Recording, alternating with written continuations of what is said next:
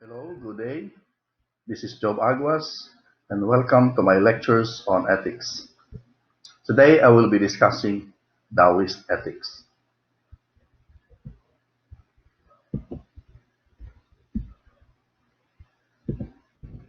So, introduction.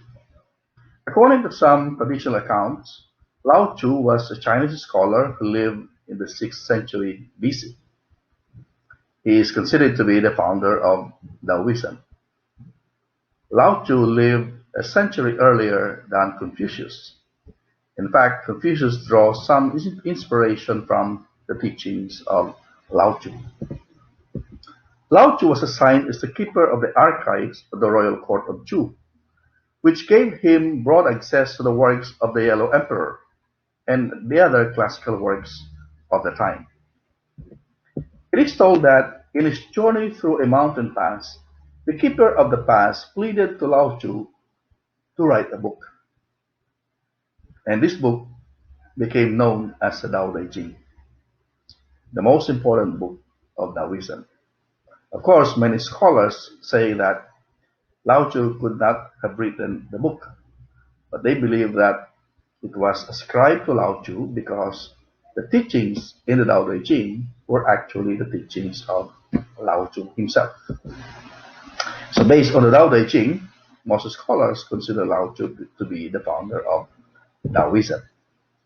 Although he never opened a formal school, unlike Confucius, he attracted loyal disciples and a large number of students. The main teachings of Taoism.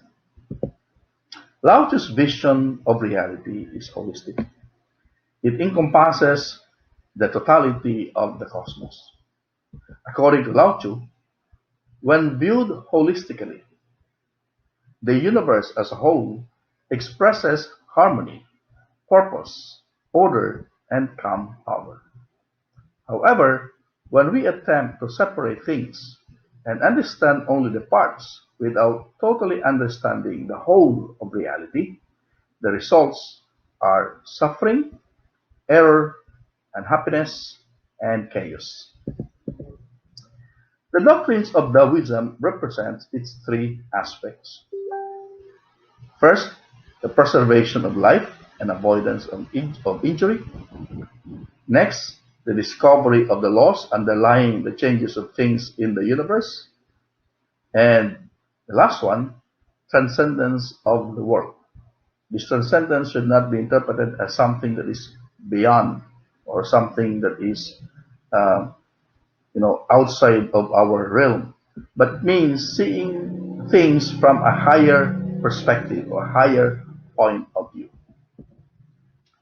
The Tao and the Invariables. The term Tao literally means way or path, and the Tao may have several meanings.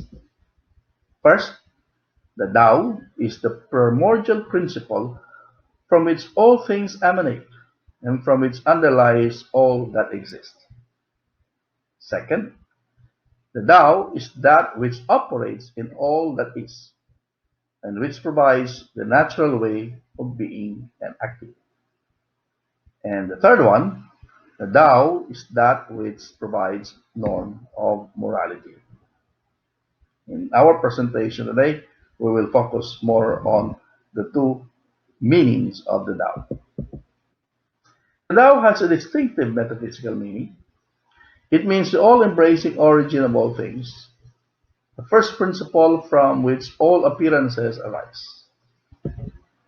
It is the unknowable source of all things. It is the way that brings into being, by various stages, the whole of creation, being physical, mental, and spiritual. In this sense, we can consider the Tao as similar to the notion of the Logos of the Greeks and the Brahman of Hinduism. In many traditions, Tao denotes the way of man or an outline of moral behavior. It is a way of living, a moral guide.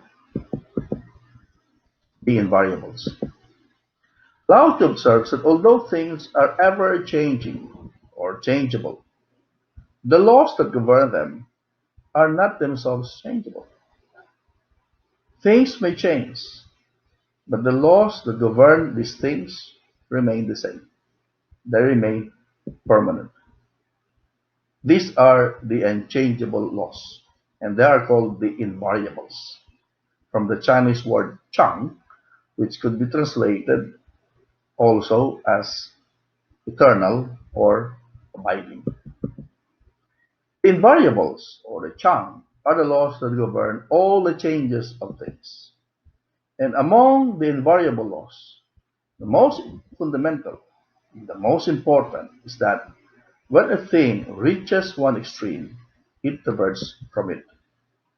In the Tao Te Ching, Lao Tzu writes, perversion is the action of the Tao. So, when one thing reaches its supposed highest point, its natural tendency will be to go down and go to the extreme. When it goes to the extreme right, the tendency is to go to its extreme left. It will revert to its opposite.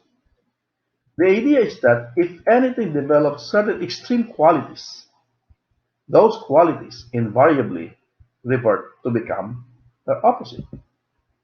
And to resist this process or rule would be to go against the law of nature. However, the opposites are not only mutually causal, they are of merely relative value in comparison with one another. Take, for example, beauty. Beauty has meaning only in relation and opposite meaning of ugliness. How beautiful is beautiful? It will depend on how you consider something to be ugly. How far is something? It will depend on how you consider something to be near. How high is something? It depends on how low you consider something to be low. That's the meaning of this relative opposite. So to know the invariables is to be enlightened, and to be enlightened is to know the invariables. They are unchangeable. They are identical. To the ordinary people who have no idea of this law, it may seem paradoxical. Lao Tzu says, when the highest type of men hear the Tao, they diligently practice it. When the average type of men hear the Tao, they believe it. And when the lowest type of men hear the Tao, they laugh heartily at it. So to know the invariable is to be enlightened, and to be enlightened is to be liberal, that is, to act without prejudice, to be generous towards things. The enlightened man associates the Tao with spontaneity and creativity, and he frees himself from selfishness and desire and appreciates simplicity. Let's go to the next point, the yin and the yang. One of the most common concepts in Chinese philosophy. If the Tao is the one, the two are the twin forces of yin and yang. The whole of nature consists of the continual interaction of these two opposing forces, yin representing the passive element and yang representing the active element. The yin and the yang are always thought of together. Each is an expression of the other. They operate together in a never-ending cycle of coming together and falling apart. The yin is considered to be weak, negative, dark, and destructive, while the yang is considered to be strong, positive, light, and constructive. The yin represents the aspects of the feminine, like being soft, being cool, calm, introspective, and healing.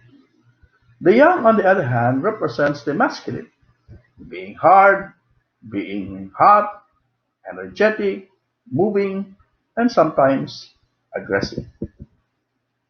The ceaseless interplay of yin and yang is manifest in the natural order of things.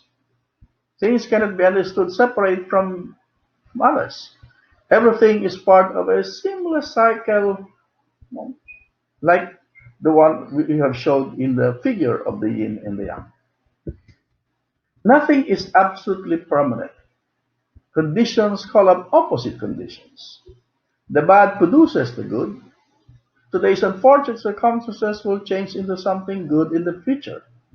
So if you consider this quarantine to be bad, there's something good that will come out of it. Okay? So relative to this, or in relation to this, is the concept of the union of relative opposites, which we have already touched in the previous slides, quite just in passing. Based on the concept of the Tao, in the yin and the yang, there's only one ultimate reality, and strict distinctions are in a way arbitrary and misleading. They are only relative. There are no strict distinctions because there is only one reality, and that reality is the Tao. But the Tao may manifest into several, several things, several modifications through the yin and the yang. Nothing is purely matter or purely spirit. Nothing is completely female or male. Nothing is completely bad or good. Good and the bad both exist in an everlasting exchange. Take the rain, for example. It is good in time of drought, but it is bad in time of flood. The next concept is Wu-wei, the doctrine of inaction. The literal meaning of Wu-wei is without action. It is often expressed by the paradox Wei Wu-wei. Literally, it means action without action, or effortless doing. It's really a paradox. How can you do without effort? Or how can you act without acting? The Wu-wei theory is the theory of non-action.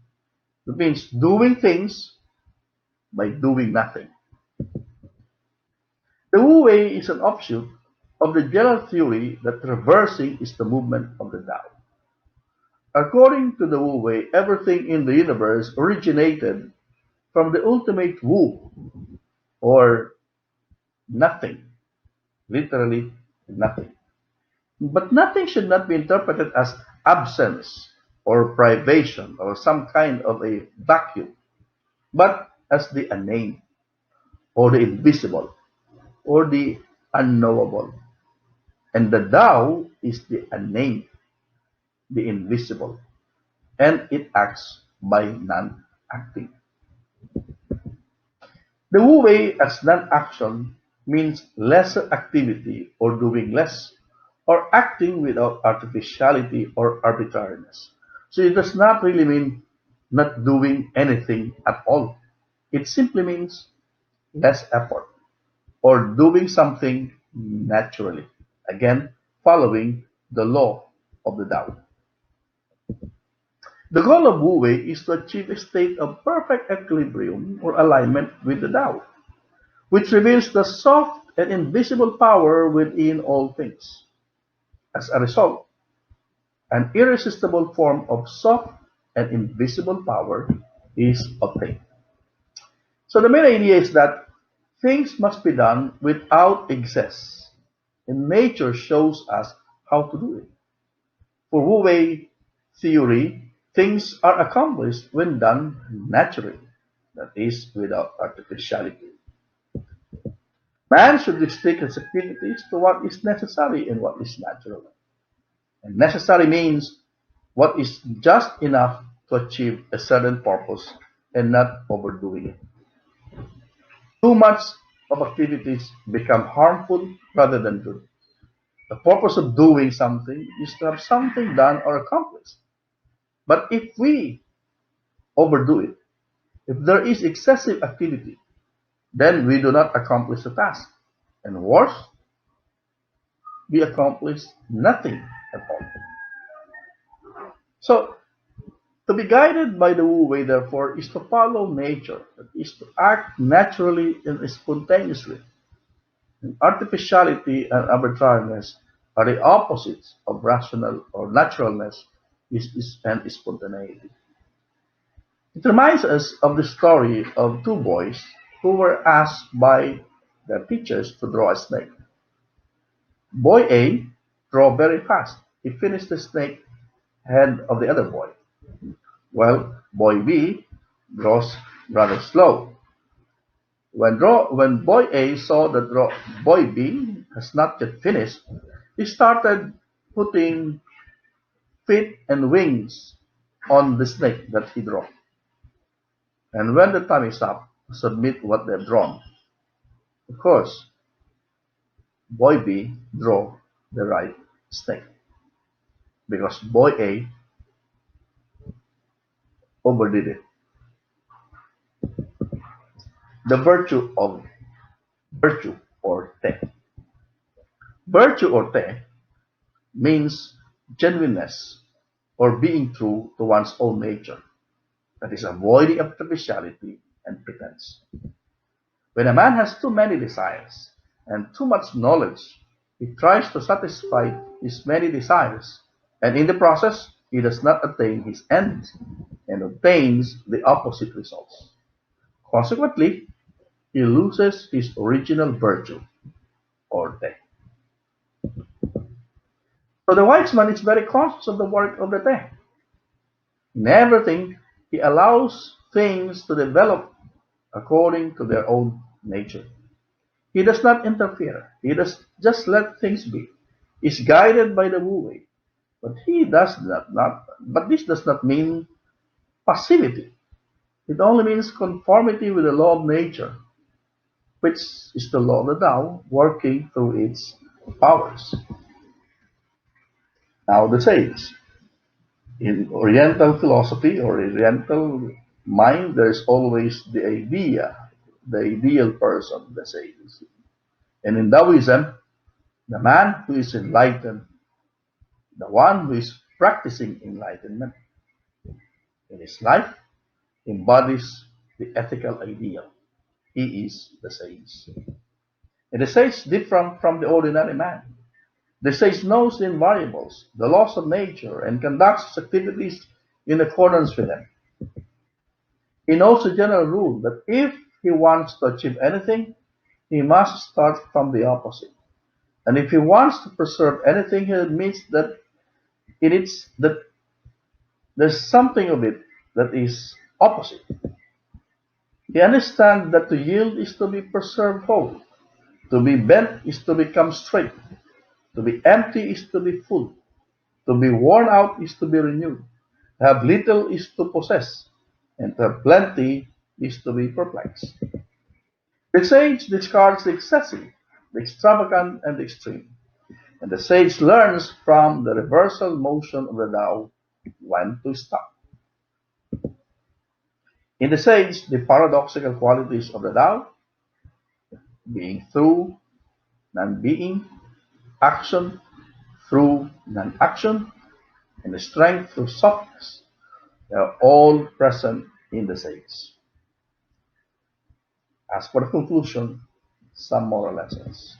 First, the man who lives prudently must be meek, humble, and easily content. To be meek is the way to preserve one's strength and to be strong.